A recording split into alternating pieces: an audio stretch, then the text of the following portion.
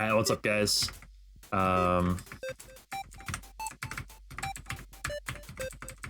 Just name myself something good. Alright, starting time in 3, 2, 1, go. Alright, guys, this is Undertale. Welcome back. Sorry for the delay. I'm TGH, and this is Undertale True Pacifist ending. So what the True Pacifist ending entails is first we do a neutral ending because we have to, because the rules of the speedrun state that we must true reset before every run, meaning we must delete all the app data files of the run. So we have to do a neutral ending first. We can't just skip Asgore like we would be able to if we didn't true reset. Okay, and then we do all the post-game stuff. We take on the final boss of the True Pacifist ending, and we do the game in the fullest way possible. Alright, so first off is the ruins. Nothing really exciting happening in this run until about maybe 20 minutes in-ish, or maybe a little more, maybe like 22, 23 minutes in. There's an item that we get in this run called the punch card, which is just going to completely destroy the run, or completely destroy, completely destroy the game for the sake of the run. Hopefully it won't destroy the run. But yeah, you'll see a lot of just beelining and, like, you know, walking as fast as possible. I mean, if there is such a thing in Undertale. One thing I hate about this game, though, is all the hand-holding. I mean, like, what is this? Come on, man.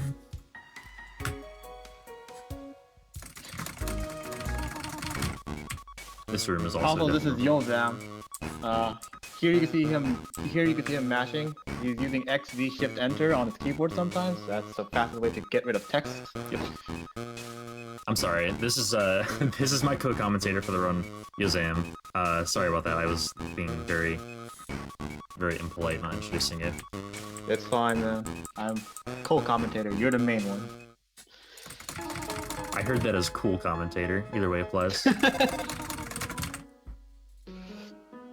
Alright. But yeah. So getting an encounter in that room was bad RNG, but it was a Whimsun, so I was able to instantly spare it. So it's a little better than getting a Frogget. Froggets you cannot instantly spare. Same in this room, I'll either get a Whimsun or a Frogget, and that was a Whimsun, so I insta-spared it again. You get a 50-50 chance of each. In that room, encounters are forced. Like, you don't have a choice. You don't have a chance there of not getting an encounter. Talking to this rock from the right is most optimal just because it pushes you. And yes, I got rock skip. Nice. I don't know why that happens, but it happens sometimes. Something to do with the rock moving while you get the encounter, maybe.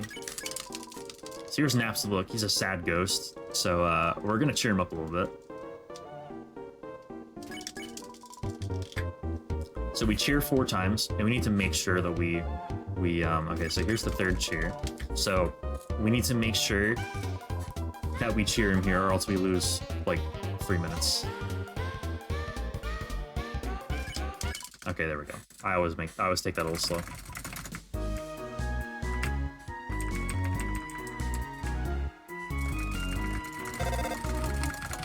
So notice that as the run picks up, as the run goes, it gets progressively glitchier and glitchier until by the end of the game, we are just completely destroying it.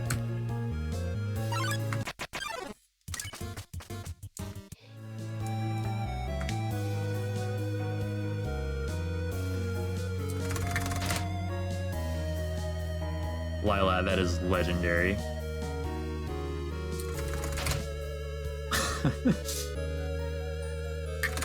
Also, what you sometimes see TGH doing is something called a wall hump, where you press up, down, and right. Not really useful for TPE, but really useful for a genocide run. But yeah, it's just stylish. It's stylish. Style points. Can be used on doors for frame perfect doors.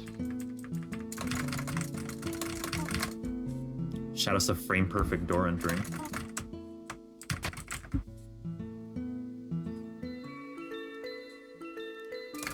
Alright, so we get the pie in True Pacifist. That's going to save us time on the final battle. You would not get that in neutral because it wastes more time than it saves in neutral. Wow, that was bad. I am really good at talking tutorial.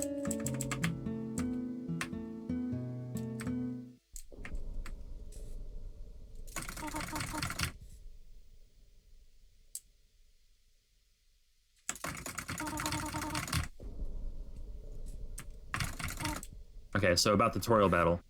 The tutorial battle is very RNG heavy. There's one attack she can give us. It's that one. One attack she can give us that will speed up the fight considerably. And I just got 4 hands in a row to start the battle. That's pretty damn good. That does not happen often. You have like a 1 in 3 chance to get a hand. And this is an optimal tutorial. I just gotta find the right attack to hit. Once you get down to 3 HP, nice. Once you get down to 3 HP, you can hit any attack and it'll cancel it. Because tutorial doesn't want to kill you.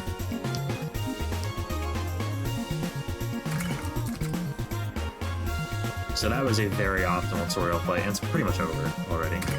Just keep sparing and she will never hit you. You could try to get hit and she won't hit you.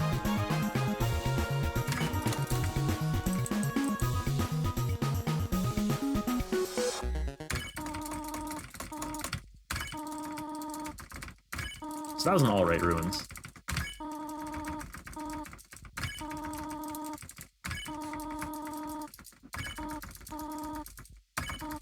Claps for RNG. Hell yeah, Lilat.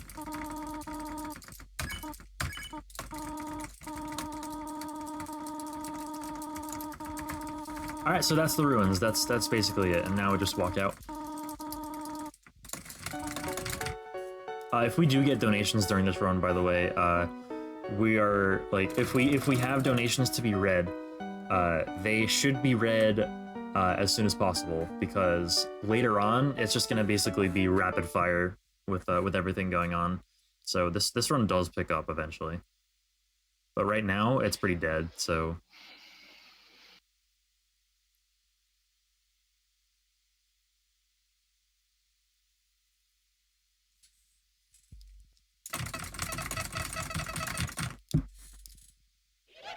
So once I get to Snowden, what I'm going to be doing is accessing the box in Snowden, and the box allows you to basically store your items in it. And there's already an item stored in that box called the Tough Glove. We're going to withdraw that Tough Glove and we're going to equip it immediately, but we're not going to attack anything with it. We're not attacking anything with the Tough Glove throughout the entire run. The reason we're doing that is because the default weapon that the game gives us is called the stick. And when you equip the Tough Glove, the stick gets moved to your inventory to be used as an item. And you can use that stick in battle during every one of the dog fights, Doggo, Dog Eye, and Greater Dog, to skip most of the fight.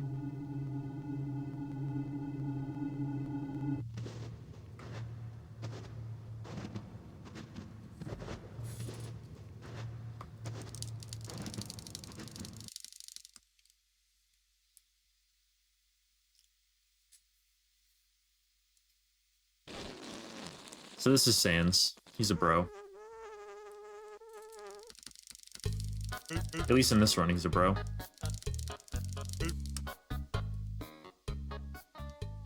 He doesn't do much, but he's a bro. He makes a lot of puns.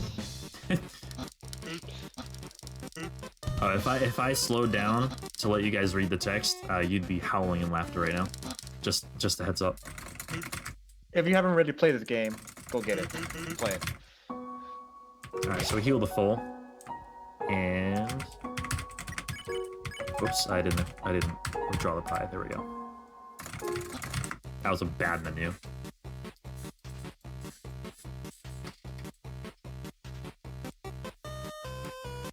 So you might notice a slightly different sound when I'm mashing right now. It's because I'm actually mashing with the controller. It's just personal preference, but I mash slightly faster with controller than I do with keyboard. So when I don't have to move immediately before or after a text box, I usually match with controller. So this is Doggo, and again we're just gonna use the stick and skips fight. In the game's coding, there's a 1 in 1,000 chance of getting Snowdrake attack. Yes. The first time I got it, I thought it was a glitch. It is in fact not a glitch. Doggo does have a 1 in 1,000 chance of using one of Snowdrake's attacks. This puzzle's hard. Ugh. Alright, we made it. You can actually cut those corners considerably. There's only one corner you can't really cut, and that's the last one, right? You can even cut that one a little bit. Okay. The hardest part about this screen is resisting the urge to look at the crossword puzzle. It is pretty tempting. But if you can help it, try and stay away from it. We hit that switch, run from Lesser Dog. Shoutouts to the Lesser Dog speedrun, by the way, Lesser Dog %, which involves petting Lesser Dog endlessly until his head leaves the screen towards the bottom.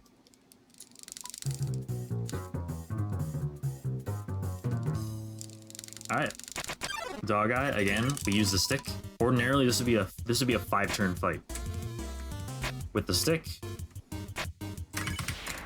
it's a 2-turn fight.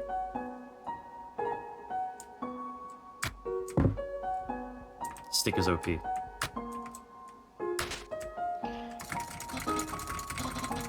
Alright, coming up real soon is something called Ice Puzzle Skip.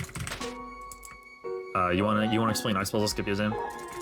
Yeah, Ice Puzzle Skip is basically a skip in the game where we skip the animation of the ice bridge appearing. It's done by going down and right, and hitting the button exact thing, and hitting the button and then going right again. It's one of those. It's a really tricky skip unless you know how it's done, which TJ, of course, knows how it's done. I'm probably gonna fail this, just a warning. Gotta warm up my fingers for this one. Okay. So this is the first real glitch that we see in the run. It's pretty trippy. Frisk just kind of floats over the hole. Yep. Basically, the game loads the bridge. I got it. It's not there. I got it. Wow. Of course you did. I'm surprised, actually. I've missed that like more than half the time recently. Yeah, you do have to press down and right on the same frame. That's the part that is difficult for me personally sometimes. So we have a $3 donation from Lilat. Streamer Sans beat up my mom. Please fight him for my honor. Kill the goat too. And $5 from T Diddy. If everybody viewing donated $1.50, we would make the 4K goal. Keep up the good work, speedrun to change the world, and best of luck, Peachy Teej. Seriously, like it's Peach. Okay, thanks T Diddy. Also, TJ didn't say this earlier, but he didn't get attack called Sleeping Dog, which the dog on the ground sleeps, and you run into him, you instantly end the fight. Yeah, unfortunately, I got that RNG. It's only 4 seconds, but just a side note. Okay, so we are about to fight Papyrus. We're entering Snowden now. We're about to fight Papyrus. I'm pretty bad at the fight, though. We'll see if we can get through it.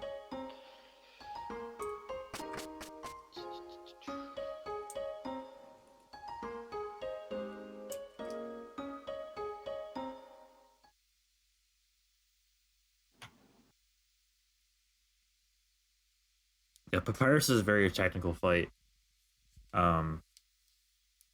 Actually, I think most speedrunners have trouble with this.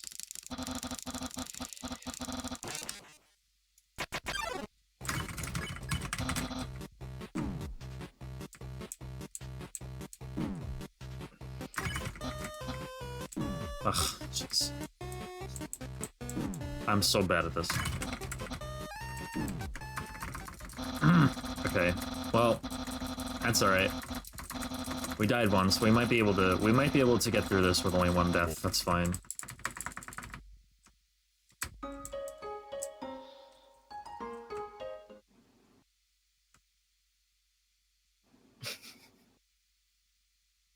For those actually wondering what's going on, you didn't capture Papyrus on purpose because. Oh, come on, man. Come on, man. Come on, dude. It's You ruined it. We have to explain it, TGH. We have to. We have to. No, we have no. He was no. so genuinely disappointed though. Come on. we had to keep it going, man. Nah, it's fine. We've got a $5 donation from Abutu who says, Yo. "Don't hug the goat. Also, duty." Dude. We got a $20 donation from Tina Hex. Tej, Oh, don't boy. forget to showcase the soft lock and core. I will not forget to showcase the soft lock. We've got a $5 donation from Draco Dan. Wow, Oh, boy. streamer, what a dreadful run. You didn't even finish the ruins grind, LMAO. Now you're not even gonna get the star ending. How do you expect to fight Sans on Pacifist? Fucking scrub, reset your life, kid, etc. Etc. Yo, yeah, I failed the genocide run, guys. That's the end of the marathon. That's it. That's the whole thing. It's over. Try again. You gotta start over the whole marathon.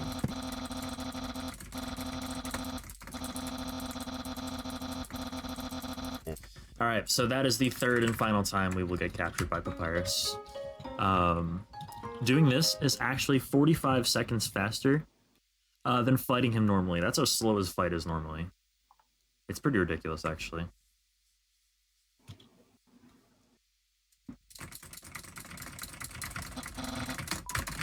Are you sure those stars weren't asterisks? Asterisks, by the way?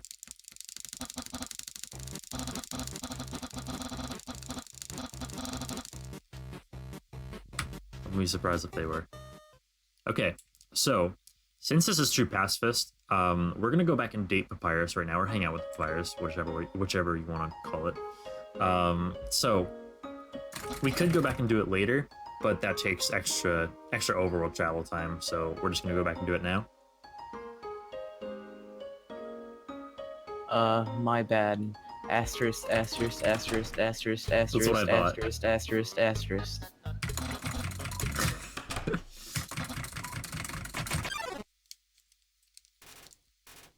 Okay, so Papyrus's hangout is just a lot of mashing. A lot of mashing, and basically the whole beginning of this game is a lot of mashing. But there's a certain menu that's actually pretty difficult to navigate. Like, just because it comes up so quickly, Papyrus will offer you spaghetti, and it's faster to refuse the spaghetti. So runners jokingly refer to it as spaghetti skip. It's right here. Okay, we got it. It was slow, but we got it. So that saves about 4 seconds. Well, the way I did it was probably about 3.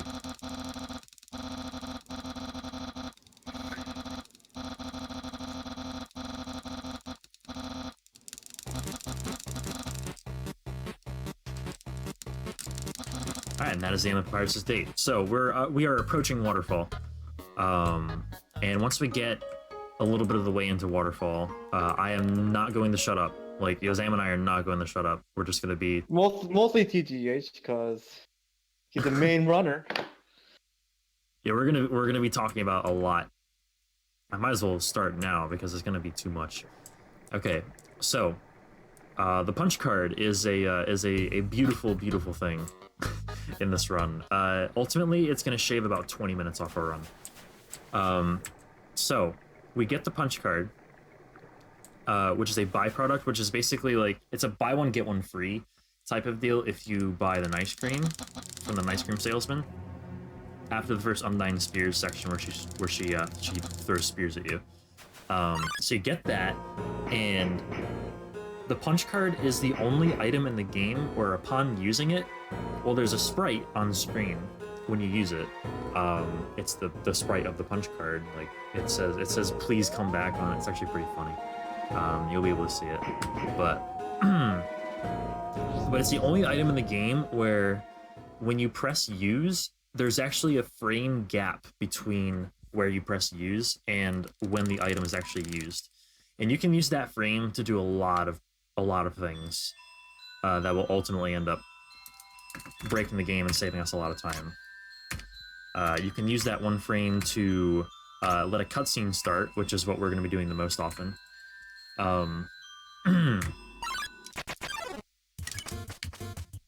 We can also use that frame to move into a transition, which is how we're going to rung warp for optimization. When I say rung warp, I don't mean like the different parts of the game. I mean just like to different parts of the room that you're traveling into in order to save time most of the time. You can also use that frame to interact with things and store text. And you can use that text that's stored for a lot of different applications as well.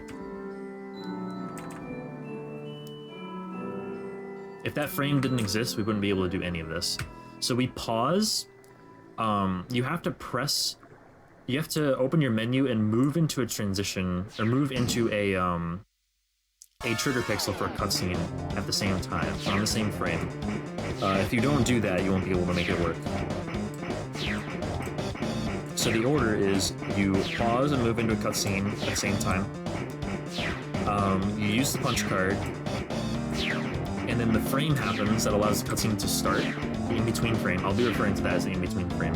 It allows the cutscene to start, and then you use the punch card, and then get rid of the punch card. And upon getting rid of the punch card, the game always says, like, in effect, like, in layman's terms, in effect, the game just says, okay, you can move again, you've gotten rid of the punch card.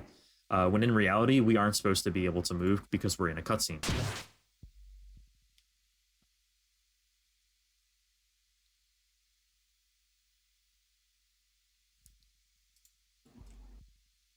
So from here on, we are going to be skipping probably 95% of the cutscenes.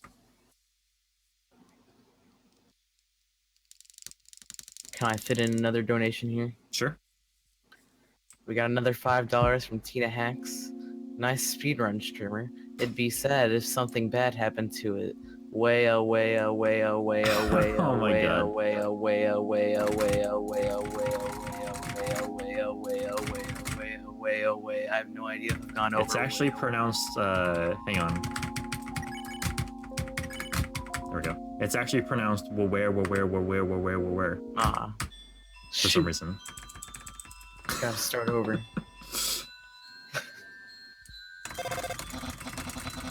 Okay, so what you just saw there was, it's actually a lot going on at the same time. So I overflowed the box and used the text box to influence a piece of code in the game called interact, which allowed me to rung warp into the next room. I'll explain that after I skip this.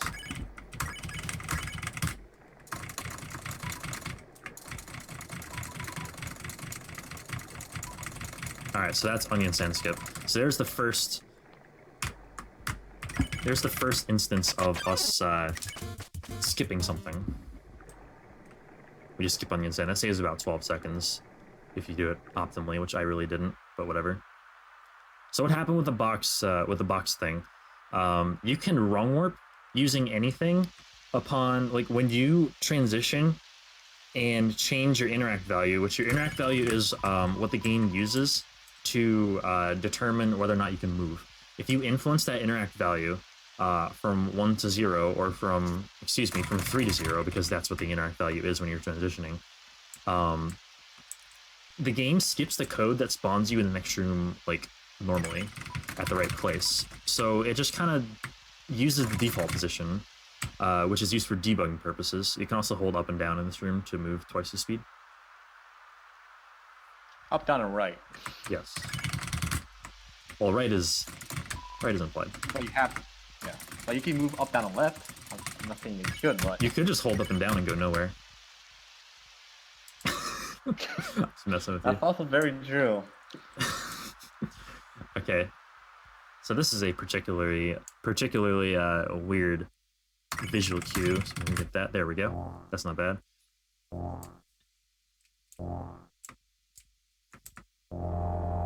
So anything that, so when you get rid of a text box or the punch card, for instance, that interact value is influenced from 3 if you're transitioning, or 1 if you are using the punch card, to 0. And again, yeah, so every room has a default debug position that you will get placed in if you successfully wrong warp into a room. The only thing with wrong warping is if you only thing with wrong warping is if you fail to change that interact value. So in other words, if you don't mash away the punch card efficiently or fast enough, you will soft lock. You will just be stood in place. You will be frozen in place for all eternity. All eternity. Yep. And you can also do it wrong by not letting go of the key that you're supposed to use the wrong word. You just transition the screen like normal, which we don't want. Yeah.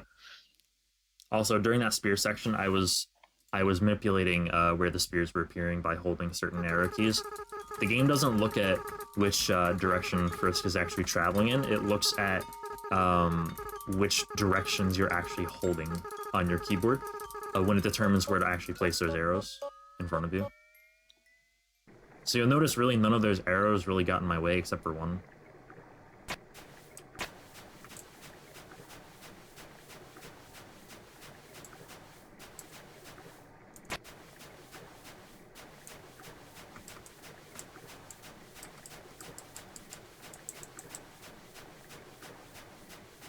All right, Mad Dummy. There's a specific damage boost strat on Mad Dummy we can do. You want 5 cycles on his first phase. The second phase is always 4 cycles, no matter what. So I'm gonna take damage here, and there's a reason for that. So effectively, I just blocked one of his cotton balls from actually hitting Mad Dummy.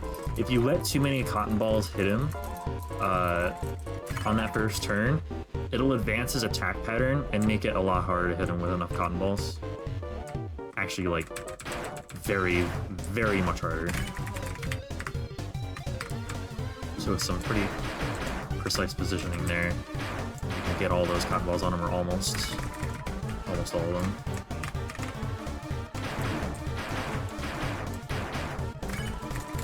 HP should be good. And this should be a 5. Yep, it is. Nice.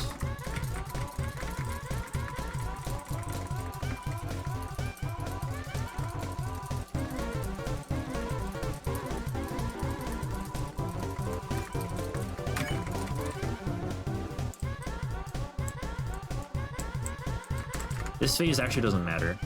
The missiles, you don't have to hit Mad Dummy with the missiles. So you can just do whatever you want.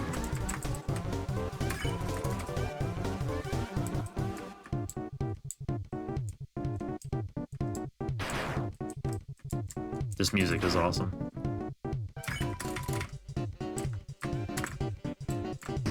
Okay, I get hit by a missile. Nice.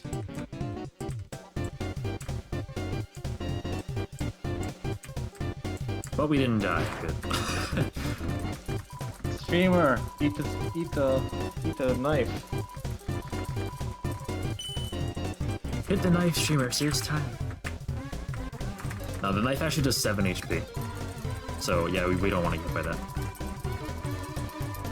I'm going to. You can skip. You can do a punch card skip on Napstablook after this cutscene, but I'm not going to do that because I want to save. And it's actually slower if you want to save. So, I'm not going to do that. What happens if I die? I know that all too well. You get sent back to the very beginning of Waterfall. I would have lost about 7 minutes. I've actually done that in a marathon, that's how I know.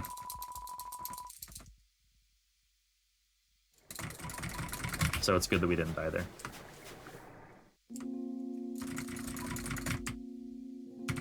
Okay, so we saved there. You don't have to save there, but I'm doing it for safety. Wrong warp there. That actually saves a lot of time. Whoops. Oh, come on, man. Come on, dude. There we go.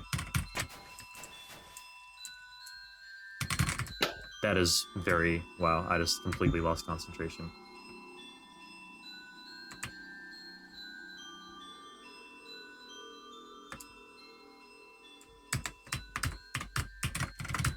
I am really bad right now.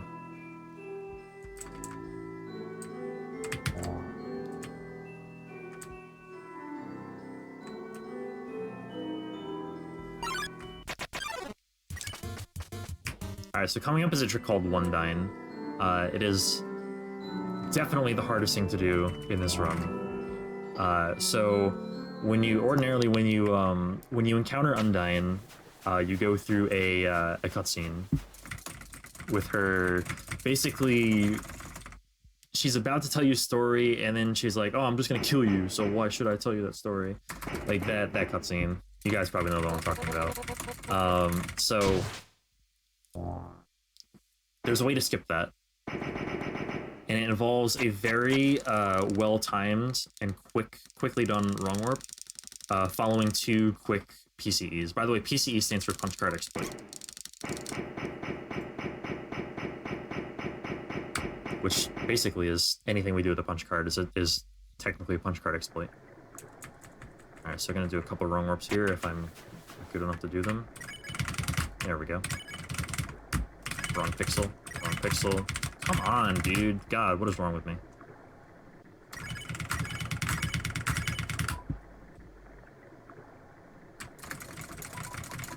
Okay, so One Dine attempt coming up right here.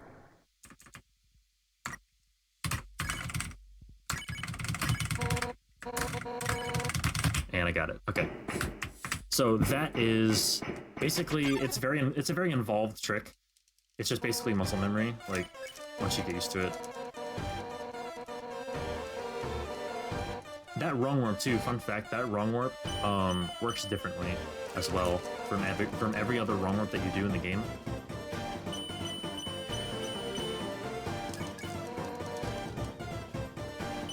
Because you need to hold the arrow keys longer.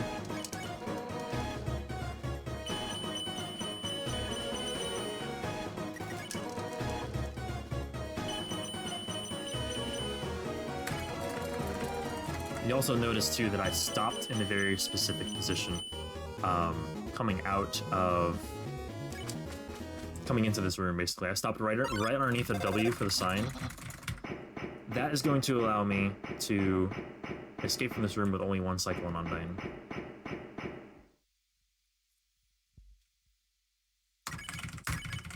Let's skip that. If you skip this cutscene successfully, you don't have to pour water on Undyne. But if you didn't skip it successfully, you would have had to water. Because this is true Pacifist. And the flag for her needing to be watered is actually her collapsing. It's not you entering the cutscene. So if you leave the screen before she collapses... I just did lab skip, by the way. So you can also use, text boxes to skip things the same way you would the punch card. Sometimes it's just easier. In neutral, you would kill this Vulcan to gain love for Asgore. But in Pacifist, we can't, because we can't kill anything. Okay, this is called Fast Pan. We need to get the Burnt Pan, or it's just the most optimal weapon to kill Asgore with. So we're gonna get the Burnt Pan here. We can use the vents, and punch card the vents in order to launch ourselves out of bounds. And get the pan about 3 seconds faster.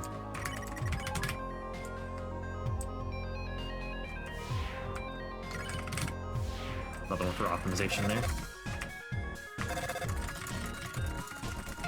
It's worth to note as well that every skip you do with the punch card,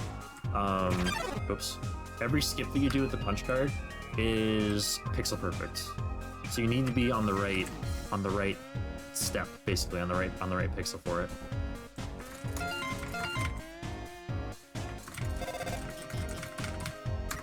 This is called East-West skip because you skip the East and West puzzles. That door, for whatever reason, you can just kind of skip that door if you fly into it. You can just like hit the hitbox for the door. I'll do this and then I'll explain it. Okay, so what I did there was I overflowed something on the northern wall and then opened and closed the punch card again before the text stopped scrolling.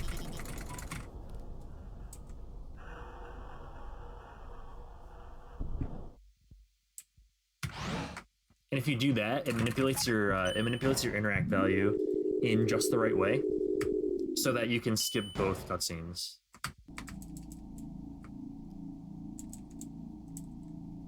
So yeah, the speed tech in this game basically revolves around the manipulation of that interact value. It's a global value in the game. It's actually a global range value. I hate saving. Saving is impossible. Pressing menu and activating the elevator in the same frame allows you to just skip the elevator. Skip the elevator cutscene.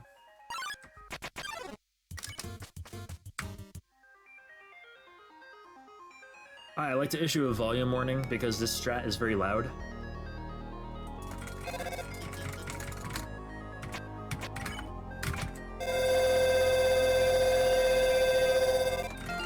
That saves 1 second.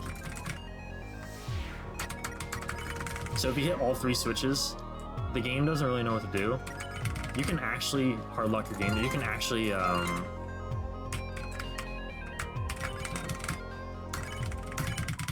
okay.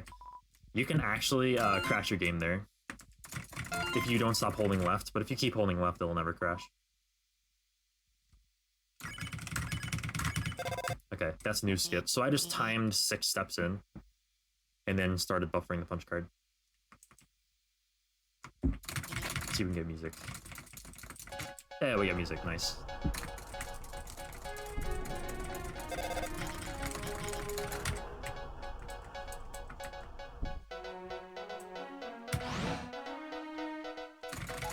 Okay, so you might have noticed that I went down to that first floor. You're probably wondering where in the world I was going. So every time you skip a cutscene in Hotland, you have to go back down to this room, this particular room I'm going to the left of the water cooler, because that room essentially has the flag. Whoops, come on. It has the flag for the game giving your menu back to you after the Undyne cutscene, because it takes it away. And we don't have our menu after we skip the Mettaton cutscenes, because they do the same thing, and we never hit the flag to get those menus back because we skipped them. So we need to go back to that room. Okay, this is called North-South skip. Oh, come on, man. So we get up to that platform, and nope. There we go, and we get out of bounds. And just walk into this trigger from above. And that allows us to completely skip the north and south puzzles there. The sliding block puzzles. Skip Muffet. By just PCing that first spider. And then walking all the way without without getting rid of the text box. You technically have 4 tries, because there are 3 spiders. Plus you could actually punch card Muffet herself, but Yes. those are actually hard. That being said, Muffet is probably the easiest PC to get in the entire game. Actually, no, it's not. The Monster Kid one is right before the castle room. But that's the second easiest.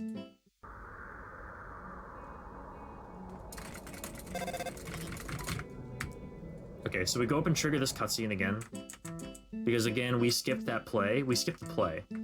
The play scene with Mettaton. So we need to go back to the room again to get our menu back because we don't have menu. This is 7 seconds faster than actually doing the puzzle. Yeah. So TGs could have also done the puzzle if you wanted to. We like to save those 7 seconds. Save the seconds. Plus, probably each of us forgot how to do it by now. No, I actually had to do it in all innings run the other day. Wow. I had failed play skip and had to do the puzzle. I did it flawlessly. Some things never leave, man.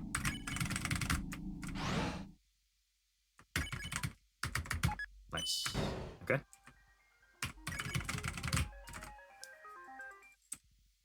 A lot of these wrong warps I'm doing, by the way, you see me doing a lot of wrong warps. You could just leave the screen, come back, and you'd be set up on the perfect pixel, but that's slow. Or in a lot of cases, that's slow. It's slightly faster to get the pixel right away if you can. That was nice. But yeah, this run is basically just a lot of memorizing the pixels for triggers and just optimizing getting them as quickly as you can.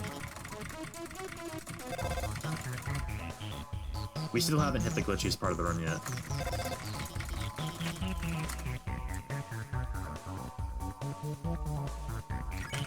I like to shout out Cookie Apocalypse for finding this strat.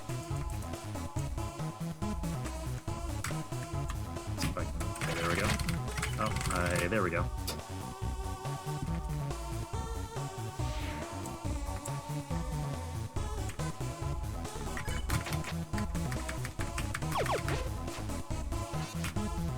Oh, perfect pixel, nice. Okay, so that was an overflow in the puzzle, which allowed me to walk over to the trigger there, and wrong warp straight out of the room as soon as I was allowed to. You can't leave the room though. If you left that room early before the word congratulations went away, the puzzle would reset and wouldn't have counted. Okay. Perfect. Well, not perfect, but good that we got it. There she is. Okay, so in neutral, you can skip this cutscene with Alphys, but in true Pacifist, we actually need this flag set. We need the flag set for Mettaton to be spared. Because this cutscene, once this cutscene ends, only then is the flag stored. Skipping that elevator is really important. Because this elevator, you can hear it in the background. You can hear the sound of the elevator going. That's how long it would have taken us had we failed that.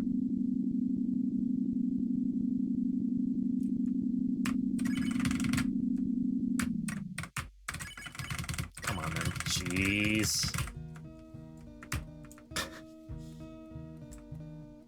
Roarps can be difficult.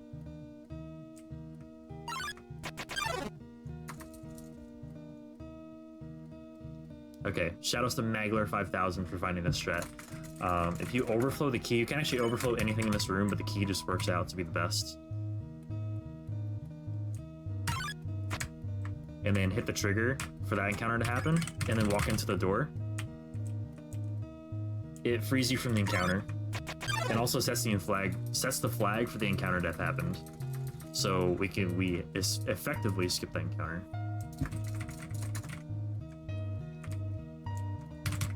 Get a wrong warp out of here. Perfect. Nice.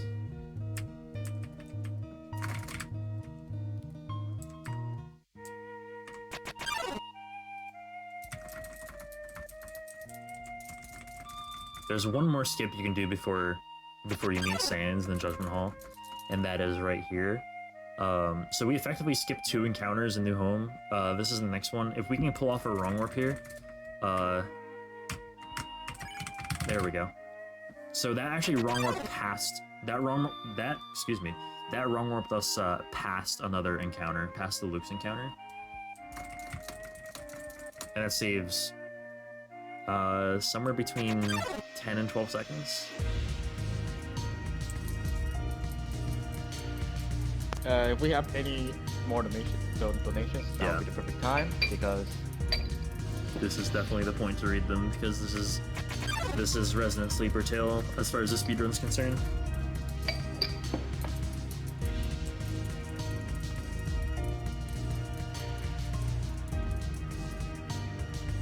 I could explain Asgore as well. So we're gonna use the burnt pan on Asgore. And the Asgore battle is actually, it is a momentous part in the speedrun. So we're using the burnt pan on Asgore, and the way the burnt pan works is you get 4 cursors that fly across the screen, and you gotta try your best to get each one as close to the middle as possible. And if you get all 4 in the direct middle, which are all frame perfect hits, you do almost double the damage, basically. And since Asgore's battle is HP based and not like a set amount of turns, like some battles are in this game, it really, really, really is important to have a good Asgore battle and get as many of those quad crits as you can.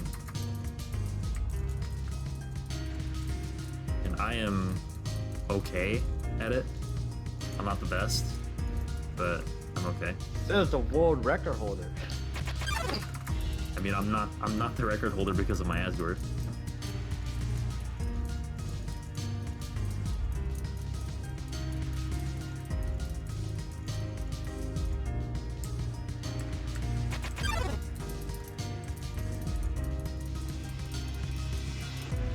Talking about Linux, Linux removes a key check for that for whatever reason the Windows version had, which made it so that if you held Enter and press Z or vice versa, it only registered one input, so it didn't even register the other input.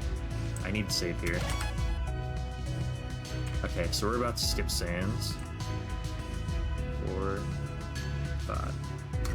There we go. Wow, that was close. That was frame perfect. And we're gonna do something called Rambu Kombu. Shout out to Rambu, who actually was supposed to co-commentate today but couldn't be here. And that was a perfect Rambu Kombu. So, the Rambu Kombu is basically referred to as the the series of wrong warps leading up to Asgore's lair, leading up to the barrier.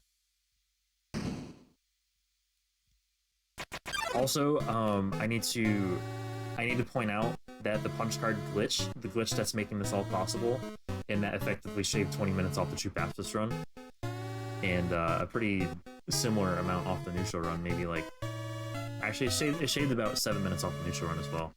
Was found via a cooperative effort between Valnar and Rambu, so shoutouts to both of those guys. Extra shoutouts to Rambu, one on top of the other.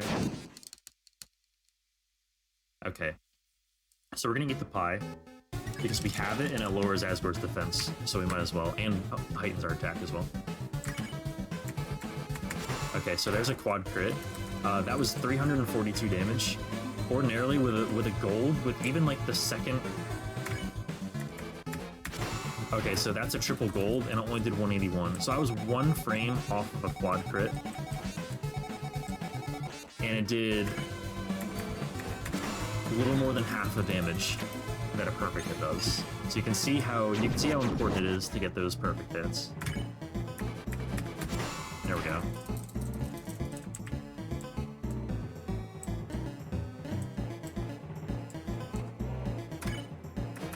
Wow, that was bad. I mean, triple hits are okay. If you're not gonna get a quad crit, it's important to still get triple golds, because that's like, you know, just because it is. Because it's more damage and it's good practice for getting quads. I don't think I have to explain that.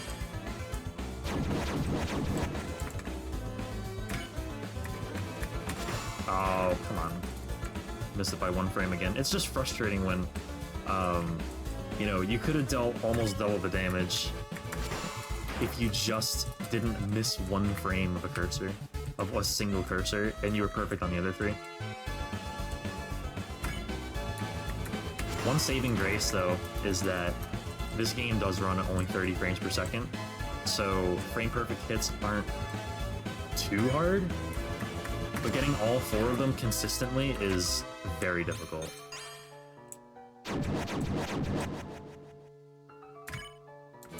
And yeah, they're never at a set pattern either. Like they are at a completely, like, how far spaced apart they are from each other is completely RNG. So Asgore's done. And we kill Asgore, and you might be wondering, okay, shoot, this is a True Pacifist run. Like, you just killed Asgore, you just killed your run. No, I didn't. Because after the Flowey battle, I'm gonna reload my save, and that save has no kills on it.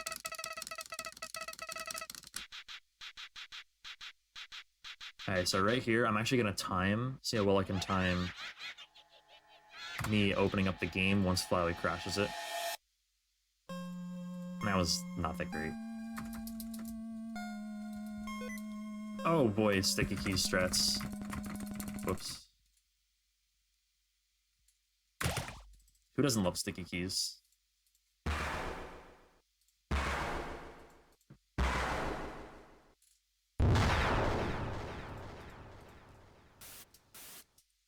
Okay, so this is Flowey. You might remember him from the very beginning of the run. He's a little bit different now.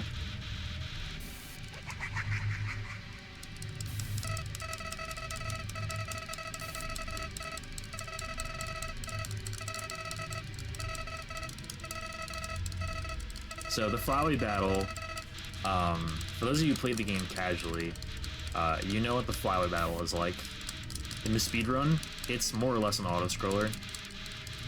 From Azor's death, his complete disappearance of like his particles on screen, to you walking through the door to finish the neutral button at the end of the battle, is exactly 11 minutes. Pretty much, well, more or less a second or two.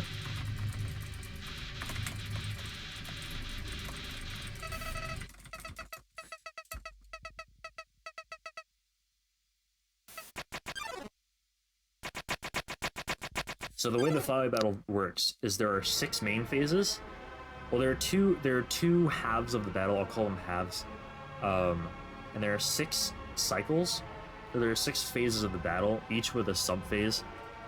Like the main phase, and then the secondary phase with all the souls and how they're trying to help you.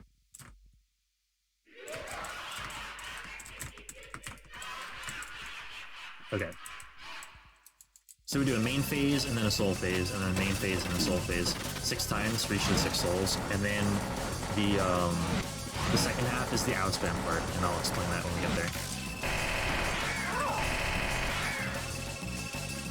But basically, if you faced Flowey more than a few times, and you get used to his attacks, and you just make a conscious effort to not, you know, get hit a ton, then you shouldn't ever die on this battle. The only way I've ever died on this battle is if I've, like, missed an act button by being stupid or something.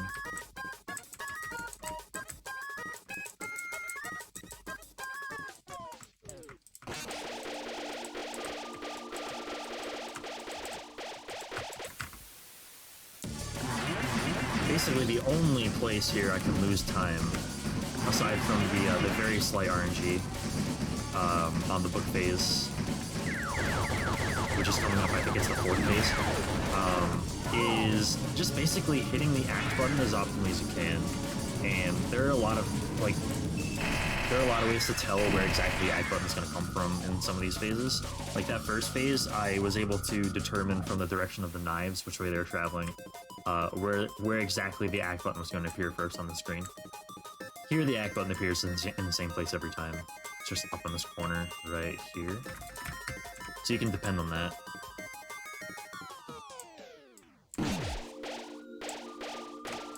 Just get as many of the hands as you can. I don't need all of them, I don't think, but might as well get all of them to just have the satisfaction of getting all of them.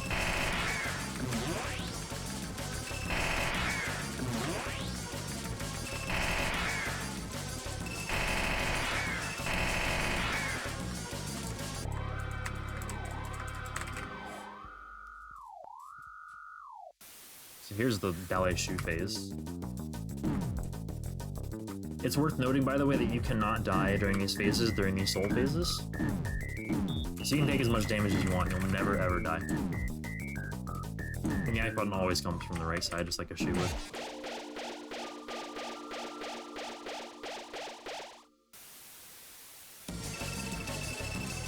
Flowey really does become trivial, like, once you fight him a bunch.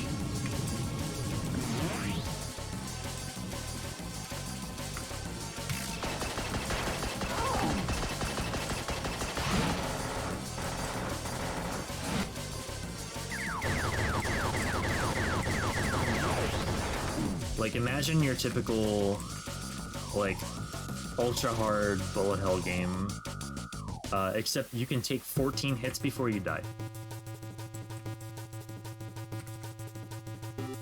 That's the Flowey battle. On every phase, by the way. So the act button always comes from this row. I like to chill in the middle because it could either come from the left or the right. It's purely RNG.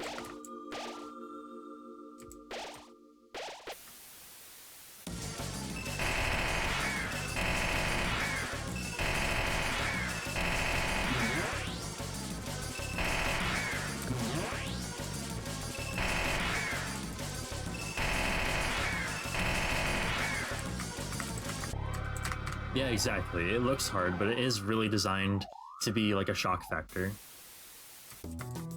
Like it's like you'll notice like once you fight him a few times, like you'll notice, oh, this really isn't that hard.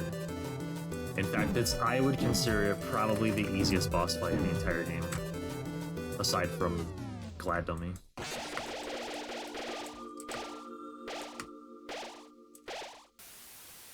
Although what's funny is that I have heard of more runners losing runs to accidentally fleeing from Glad Dummy than dying to Flowey.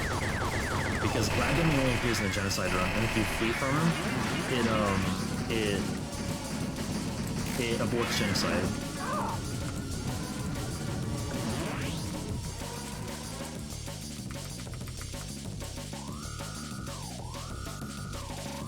Okay, so this should be the last phase. So this is the gun phase. I'm just gonna hide out in the bottom right-hand corner here and just let the gun shoot as straight as it possibly can so it doesn't turn. 6, 7, after 8 volleys, or 7 volleys, the act button comes out. Again, I'm timing my game. So I'm closing out here. I'm timing my game opening. That was a pretty good load. So there, I actually just skipped an entire cutscene. I skipped the cutscene that says, Flowey's defense dropped to 0 and all that. Okay, so this is the part. This is the ow spam part. So if I can make a request, I want everyone here who's watching, who's active in chat, to just spam ow in all caps over and over and over and over again. If I could get that, and then once the battle's over, stop. This is customary for Undertale speedrunners chats. It's tradition. Don't question it. Just let it happen. If you don't like spam, don't worry, it'll be over. It'll be over in a few minutes.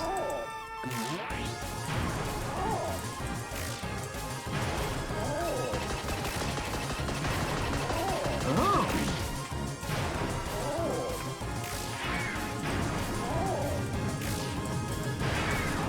Oh!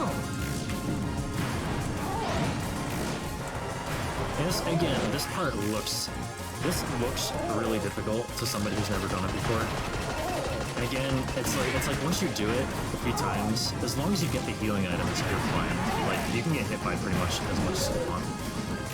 Maybe not as much as you want, but just make a conscious effort to avoid most of the things, and you're fine.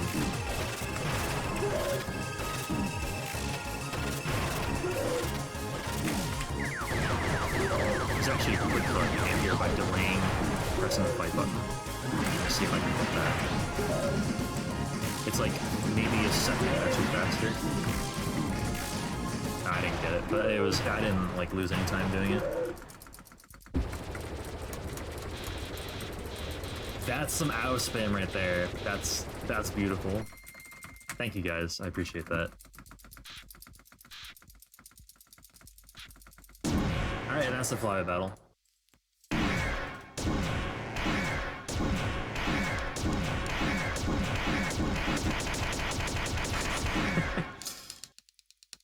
Is Resi gonna get global?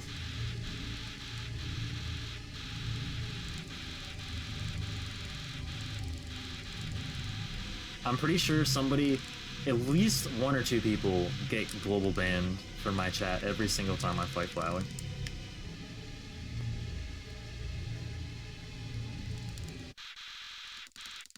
And yes, fun fact, Flowey's voice clips were taken from like a 1970s McDonald's commercial. I'm not even kidding. It's been proven, the source has been found.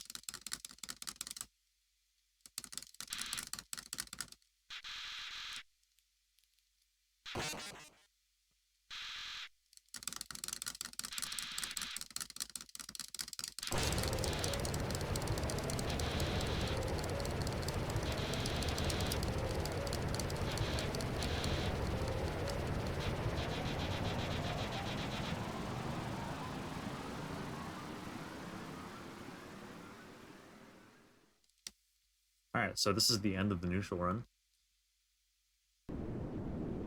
So now all that's left is to do the post-game stuff.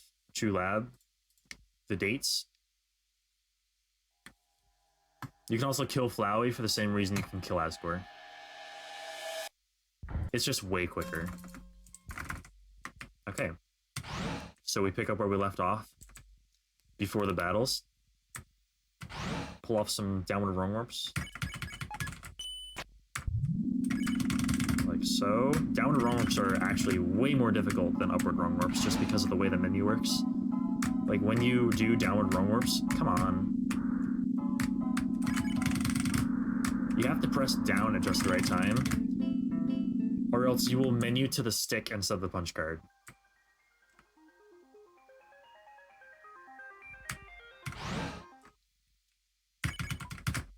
Oh wow, that was awkward.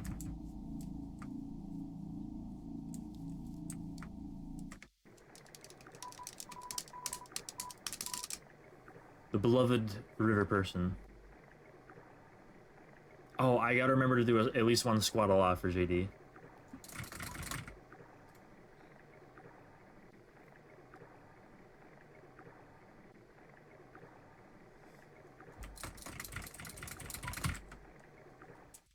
Okay, so now we go to Undyne. Reel in the fish, if you will.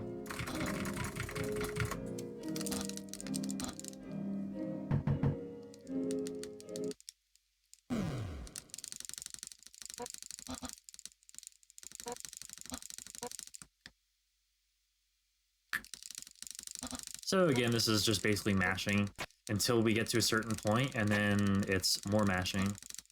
And then we get to a certain point, and then we have to hold right. So it's pretty technical.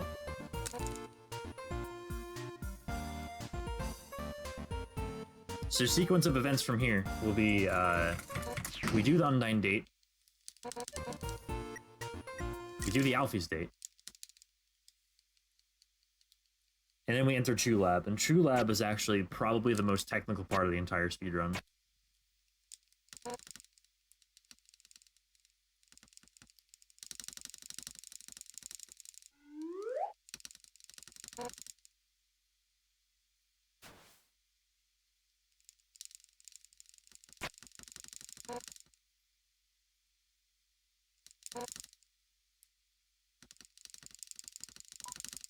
I think this date's going pretty well so far.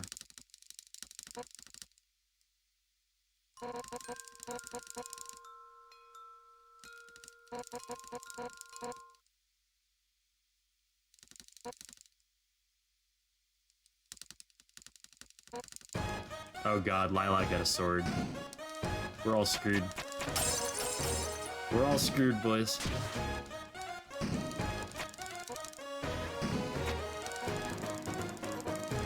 Okay, so this part actually matters. Like, up until now, there was a technique to the mashing. Now, it allows you to just...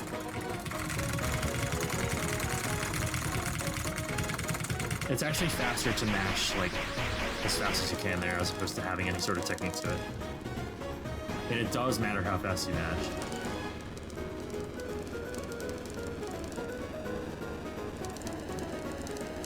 Oh yeah, can we hold a poll?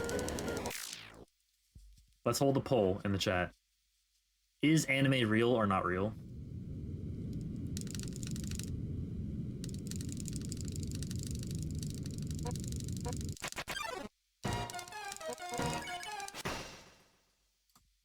Alright, and that is the Undyne date.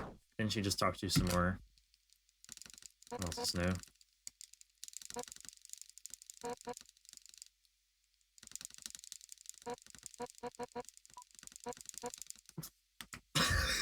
What? Nice. Nice job. Anime is diabetes. Okay. You have to be really careful. Oh yeah, squadala! We are off! You have to be really careful with the boat menu, with the river person menu, because it is really, really easy to boat to Snowdon, and we don't want to boat to Snowdon.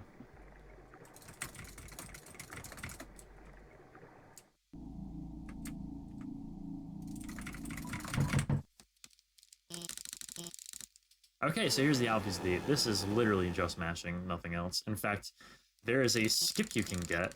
It's a very minor skip. It's like a 3-second skip. See this text right here, dating start? You can skip this text the next time it appears.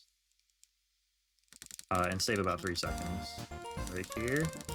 There we go. So we got it. It literally just is how fast you mash. And hear how the music is still playing? That's how, like, that's a byproduct of us getting the skip.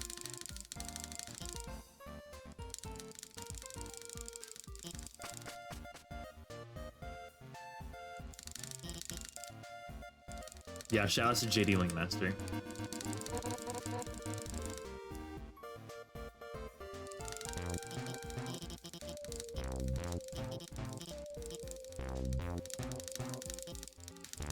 Oh man, this gets tiring. Well, for me it does. I mean, like, if I mashed on keyboard, it wouldn't be as tiring, but controller mashing is, a little bit tense.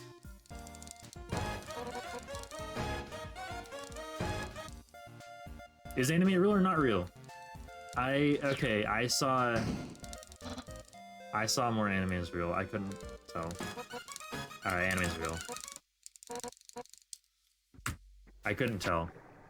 I couldn't, like, see more one or the other. Yo, we got Jesus first. Nice.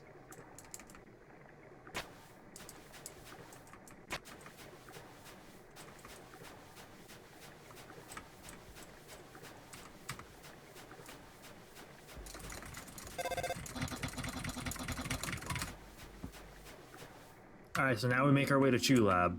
And True Lab is, well, aka, Wrong Warp Hell. Because the rooms are huge in True Lab, which means most of the time it is beneficial to wrong warp into them for optimization. You can save about, like, somewhere between 1 minute and 30 to 2 minutes with wrong warps in True Lab. It's insane. And there's one particular skip. You can skip one of the amalgamates. You can actually skip 2 of them, but one of them's with the wrong warp.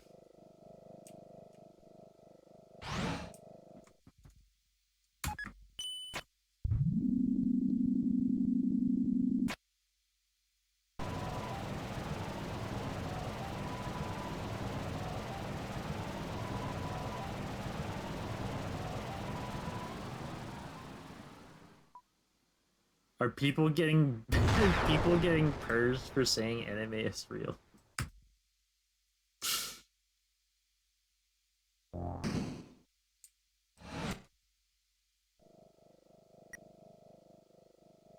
Okay. So you will quickly see why this is referred to as wrong warp hell. Saving there for safety. Hello?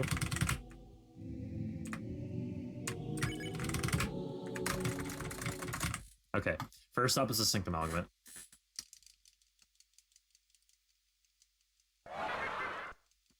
Or memory head. So we're gonna use a cell phone to hear what they're saying and then refuse their offer. Oh boy.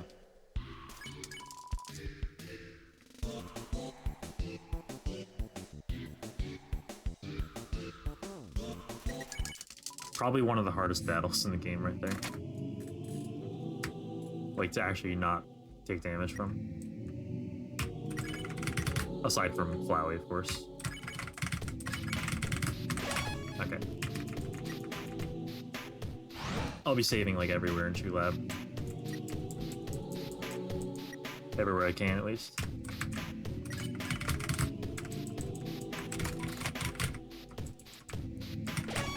So we get the yellow key. So this is called endogeny skip. So we're gonna overflow the switch like that, and press yes and talk to this sign at the same time for a certain text box. You have to wait until Frisk turns. Whoops. You have to wait. Oh my goodness! Please, wrong warp. You have to wait until Frisk turns before you can actually mash that text away, or else you'll just get. You just won't even. You won't be able to move.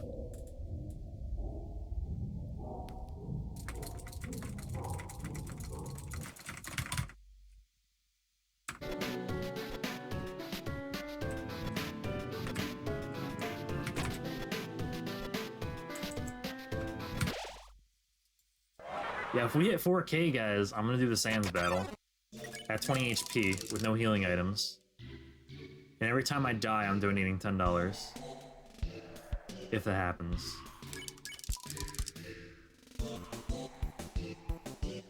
So here you have lemon bread. Unhug, hum, and flex to lemon bread.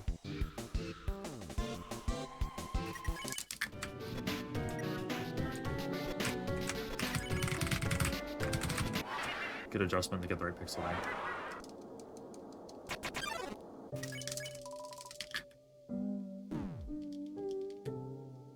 This is the weakest enemy in the game. You joke 3 times and the battle's over.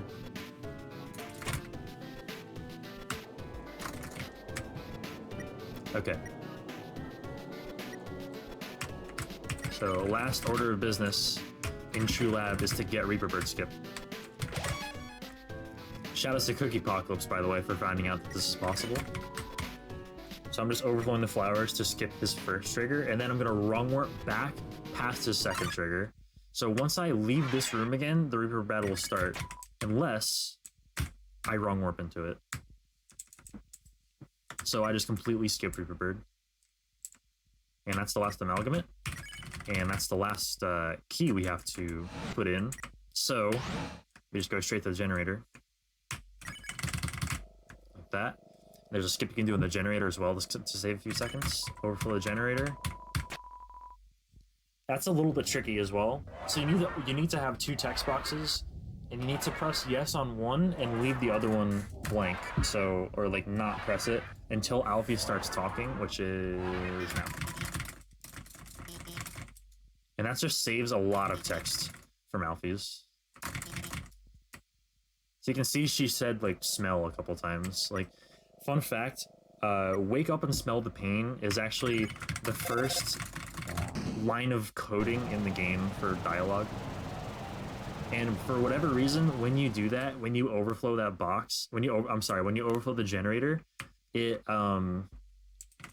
says, it reverts to that one line of code that starts off the coding.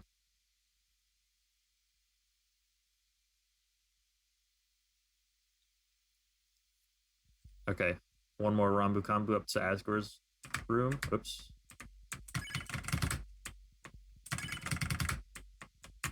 Oh, please. Okay.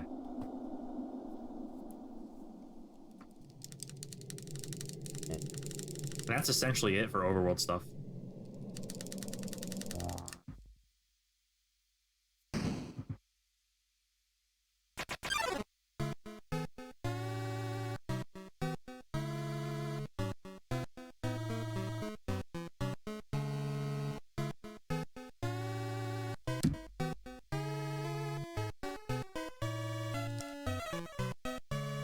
What happened to the aspect ratio? He probably made it better, let's be honest.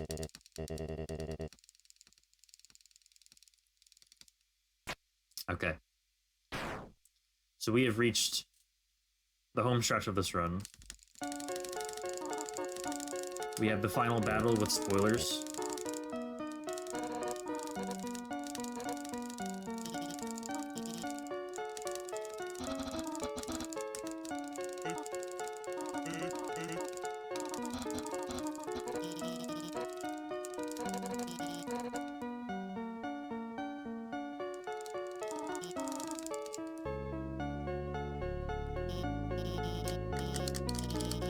Not sure what else I could be talking about during this phase. Basically, yeah, we're about to battle Azrael, and Azrael is essentially like the culmination of every soul in the underground.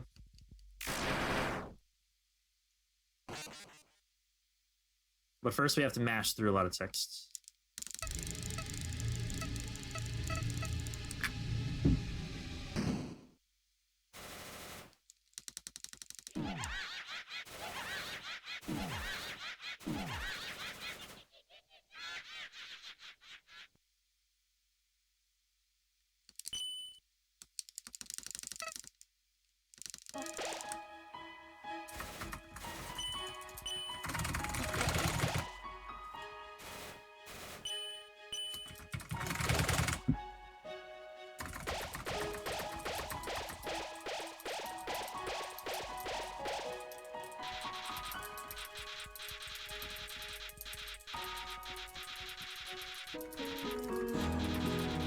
So yeah, basically the Azrael battle is unique. In the sense that you basically you can't advance the battle until a certain point in time, until after the battle starts. So you might as well use that time wisely and manage your inventory so that you can heal easier should you get hit. It's a safety strat, but it doesn't lose any time, so you might as well do it.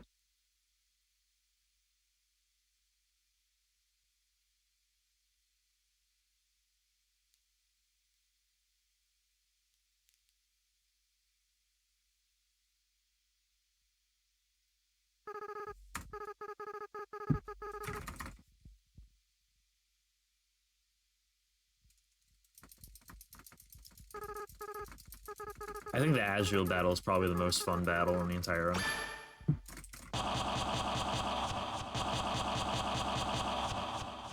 Okay, so what I'm going to be doing first is eating an ice cream.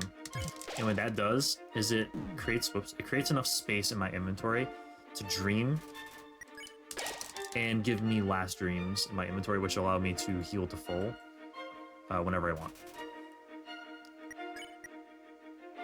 So there you go. So now the entire second half of my inventory is full of last streams, which makes menuing really easy for it.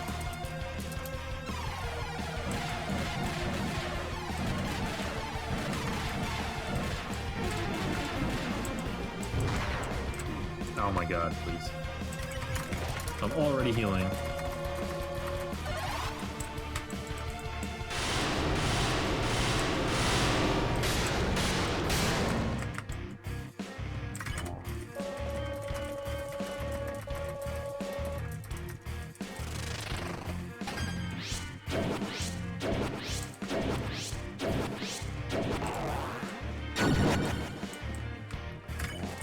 So these attacks always happen in the same order. So if you play perfectly, this battle should always take the same amount of time.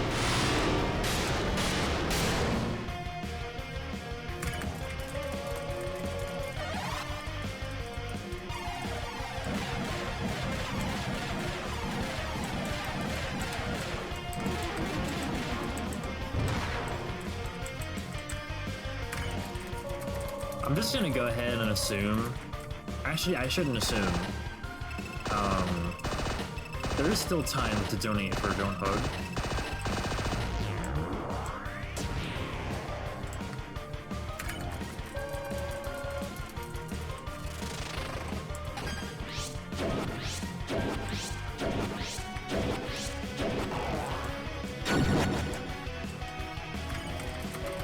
So if somebody wants to donate like $1,300 to not hug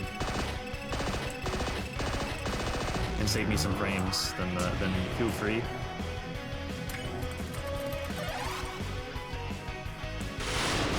Please do it now. Almost both of them. Do it right now.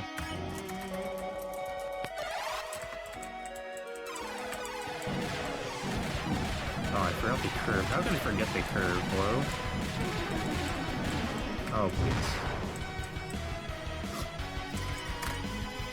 Oops. I ripped the punch card. Okay, let's not die, please. Runs over, boys. All of them. Wow. Okay, so that was pretty close. I had quite a bit of close calls in my 2 runs in this marathon. Basically, dying there would have lost me, like, up to a minute.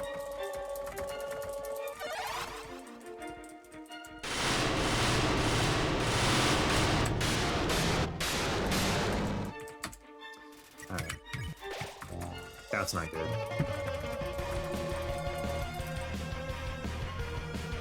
So I just ate the pie by accident, trying to use a last dream. Because the menu didn't work the way I thought it would. So that's going to lose me 2 cycles on the Toriel and Azrael. I'm sorry, the Toriel and Asgur section of the Lost Souls fights.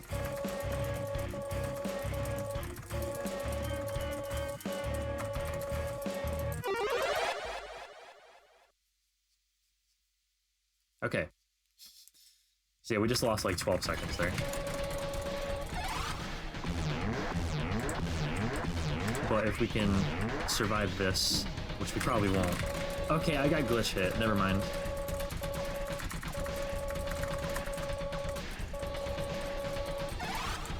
I got hit after the cycle's over. And of course then I can die.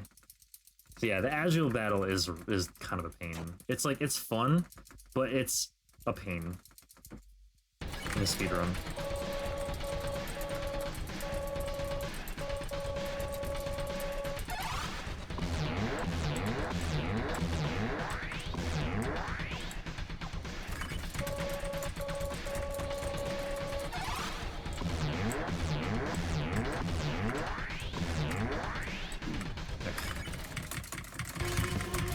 Okay, so here come the Lost Souls fights. So it doesn't matter what actions you do for these. But some are faster than others. So for instance, I'm going to choose Recipe on Undyne because it has the shortest dialogue. For the Alphys section, it's important to shoot these as quickly as you can. And wow, I just left that one there. I was planning to get that one last, but it didn't work. Okay, what? For Alphys, it's Nerd Out.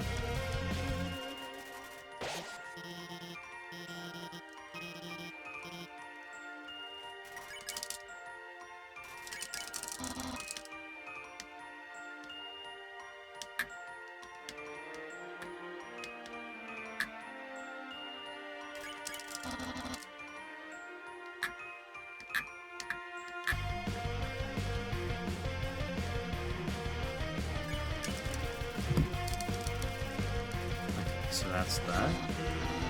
Minion gets pretty intense right here, like, if you're trying to do it fast.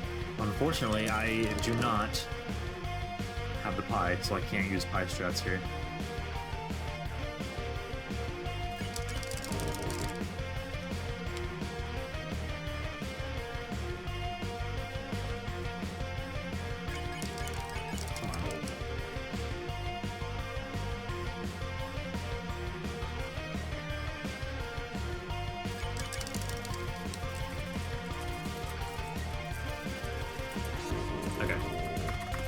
Whatever. And then you save Azrael. Alright, and that is essentially the run. Now there's only one thing to do.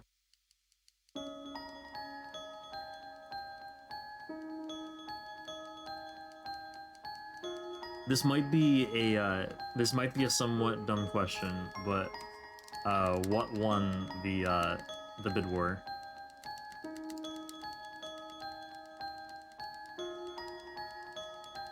It was no hug, right? I'm joking. It's actually to give Afro tea.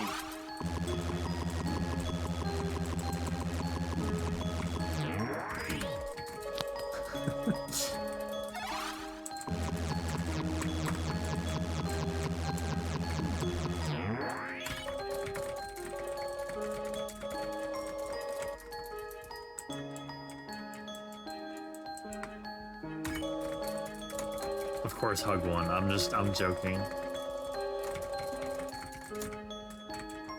Hug won by a rather considerable amount.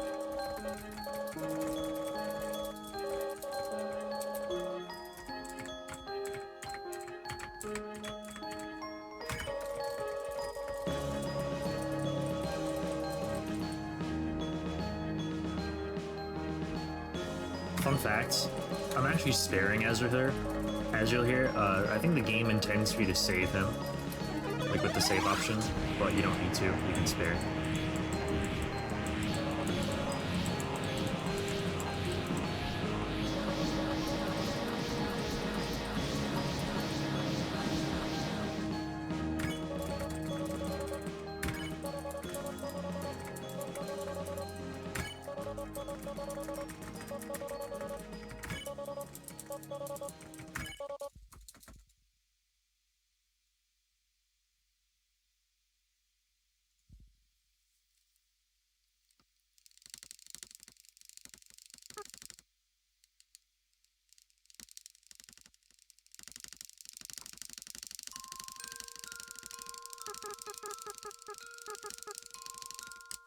All right.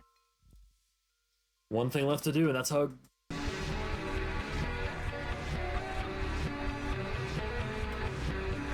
Your hand's gonna slip, right? TGH, right? It Right? is gonna slip.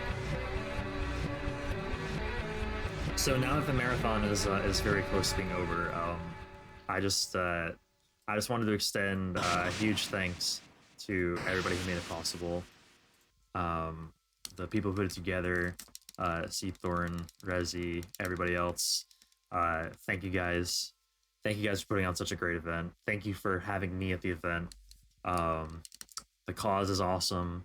Thank you guys. Thank you everybody who donated. I'm pretty sure the initial donation goal for this marathon was $1,000, and we ended up, actually it's not even over yet, but so far we've ended up raising almost 4K, which is absolutely stupidly amazing. So, and thank you to all the viewers as well. Everybody who made this marathon possible or was involved in any way. You guys are all awesome. Thank you.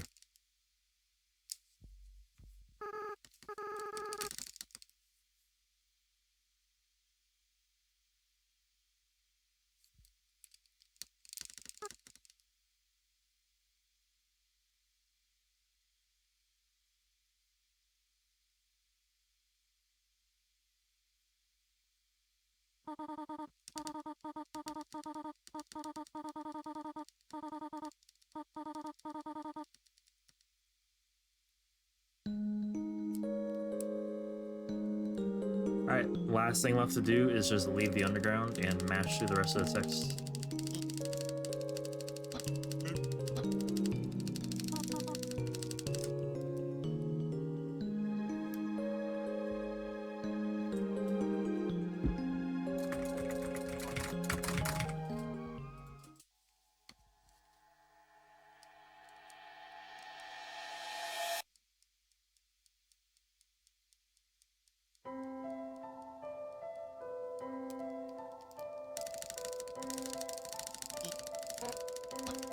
Alright, time is coming up in about 40 seconds or so.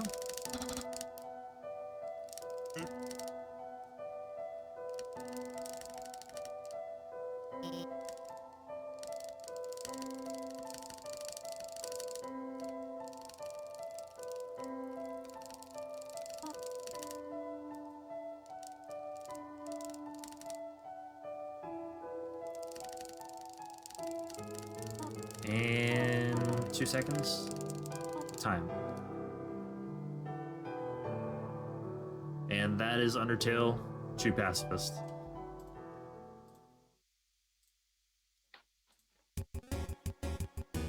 So yeah, once again, I just want to thank everybody. How about I know there's only one commentary, but how about a roll call to end it? I'm TGH. Thank you guys for watching. I'm Yodam. Thank you guys for watching. Nice run. Thank you. What was the final time? Probably like 128 something. 1:27:51. Oh, nice. Nice 128. Sweet. With a hug. Yeah. So it would have been like sub 127:30 if it wasn't a hug. Yeah. I'm surprised it was that low.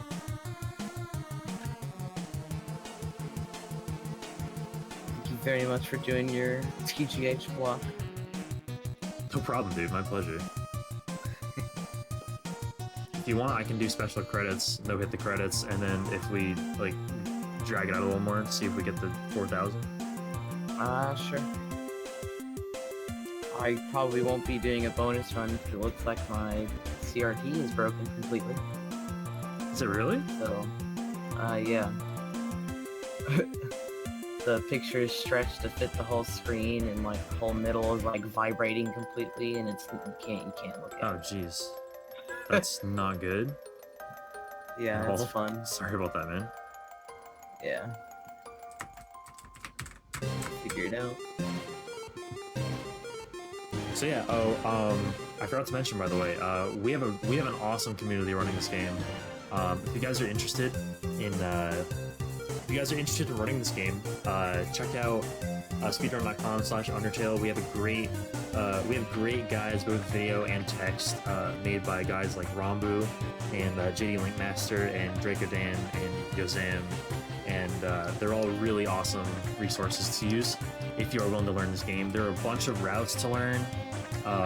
There are 6 main categories, each with substantially different content, and it's just a fun game to run. So yeah, if you guys are interested, then there's a good place for you guys to start.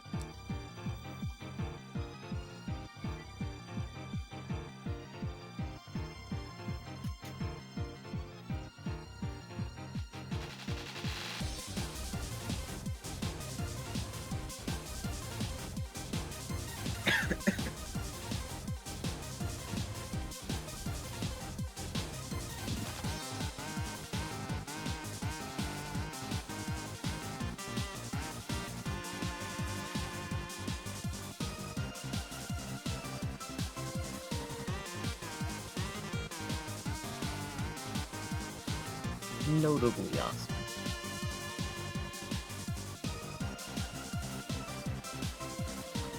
That's a great way to put it.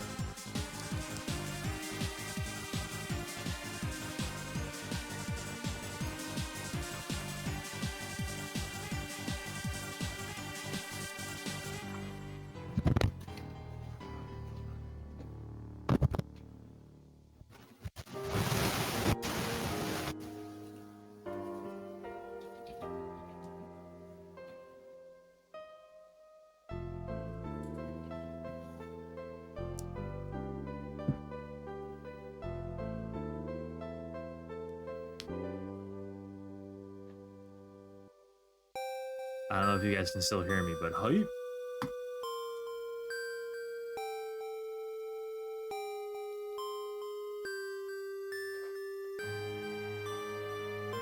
Seriously, no words for the job you guys have put on, have done for this marathon.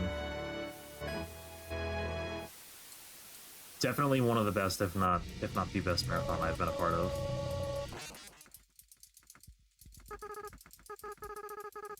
Okay, let's see if we can do this. The pressure's on. Basically, all the what do you call it? Credits. Yeah, the fundraisers for the game, for the Kickstarter, fly at you at the end. And if you avoid them all, it unlocks a secret in Snowden, or close to Snowden.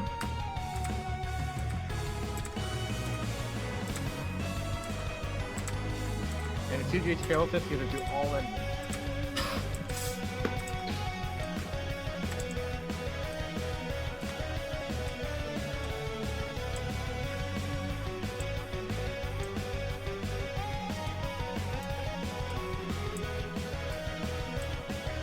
I like how Toby Fox's name appears here like 8 times. This part is... Well, he mostly worked on this game alone, so... This part here is probably the hardest part of the whole thing.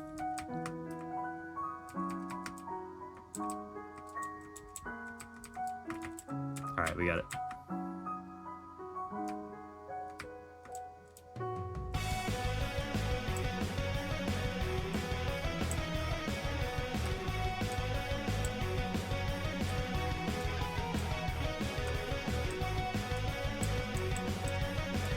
There's one, like, notable long name here that can get me, and if I avoid that, we should be good.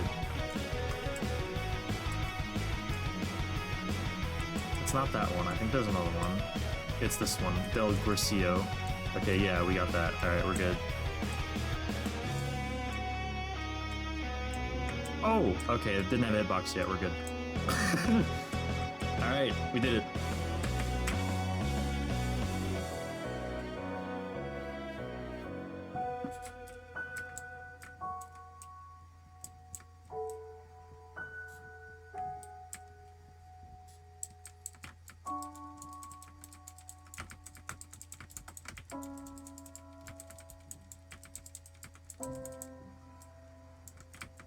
And that is it.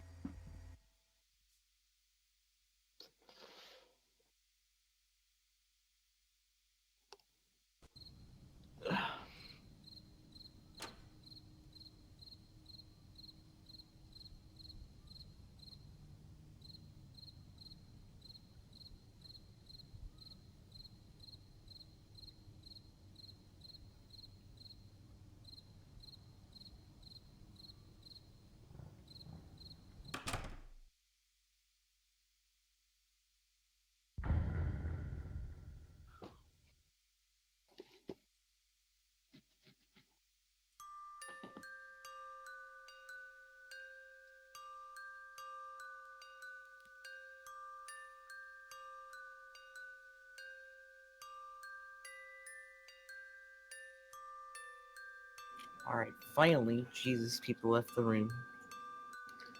Good God. Hmm? Nice. There was people in my room. Oh, jeez. Nice credits. Thanks, man. So before we end, I just want to thank all the runners. I want to thank /Empty for making like the entire schedule. Dots are cool for making the ticker with all the donations and stuff. I made the layouts, I guess. Humble brag. Dude, that dog on Undertale, nice. What else we got? C for creating the channel, I guess, yeah. C Thorn. Yeah. Just thank everyone in chat, I guess. Thank you.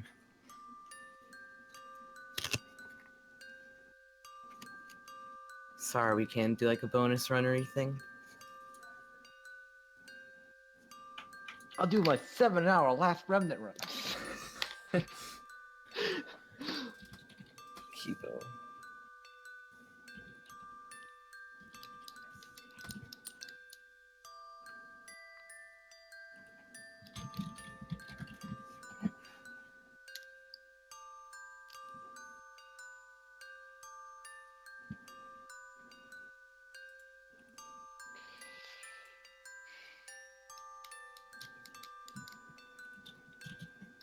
Trying to like hold it out here, see if anyone has 180 bucks real quick. This dog is sleeping very soundly by now. Fuck.